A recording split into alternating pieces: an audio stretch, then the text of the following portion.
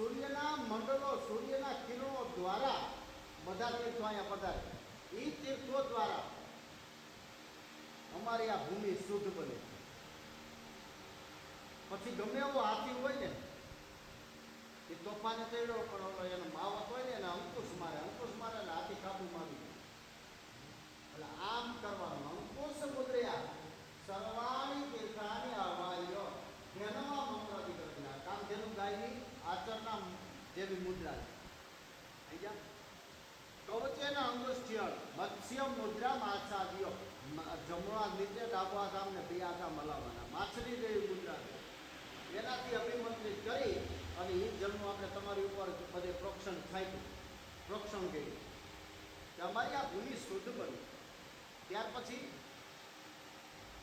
હવે દેવ કર્મમાં દેવ સાક્ષી હોય, મનુષ્ય કર્મમાં મનુષ્ય સાક્ષી હોય. હે તો આપણે દેવ કર્મ કરીએ તો કોને સાક્ષી રાખવા? આમાં કોઈ માણસ ન આવે. કાલ ભાઈ સહી સિક્કા કરવા તો આવી જાય. તો કે પેલા દેવ કોણ? તો કે સમય થાય ઉદય થાય, સમય થાય અસ્ત થાય, કોઈ દી આપણે અહીંયા બિન મળતું નથી. અને છતાંય દયાળુ દેવ કેવા કે એક તમે રોટો ચડાવો એટલે કોઈ તમારા ઘરમાં દરિદ્રતા હોય, દુઃખ હોય, રોગ હોય, એ બધું નાશ પામે. આપણે એ જ કરતા. મફતનું જે કાના માતર વગર મફત, અને છતાંય આપણને નથી ગમતું. કારણ કે આપણે હોના લડિયા થાય તો એવું નથી. સૂર્ય નિયમ એવો છે કે સૂર્યોદય પહેલા અડધી કલાકે ઉઠી જવું જો સુખી થવું હોય તો. એટલે આપણા ગામડામાં વડીલો હતા ને એ 5 વાગે આપણે ઉઠવાનો નિયમ હતો. એ બધા એ 9 વાગે 8-9 વાગે હોઈ ગયો. હે હવે આપણે 12-1 વાગે 2 વાગે હોય પછી હવે ક્યાં ઉઠી હતી. એટલે સૂર્ય છે એ બધા આત્માનો કારક છે. હિંમત, પાવર, કોન્ફિડન્સ સૂર્ય આપે, કોઈ તાકાત નથી કોઈ બીજા આપે. એટલે આવા સૂર્યનારાયણની પૂજા કરી.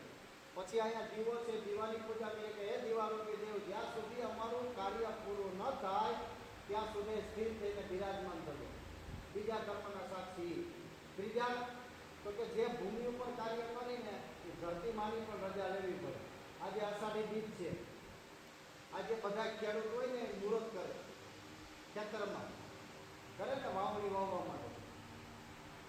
તો એ એક શુભની નિશાની છે.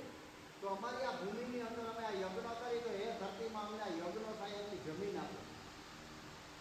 હું એટલે 3.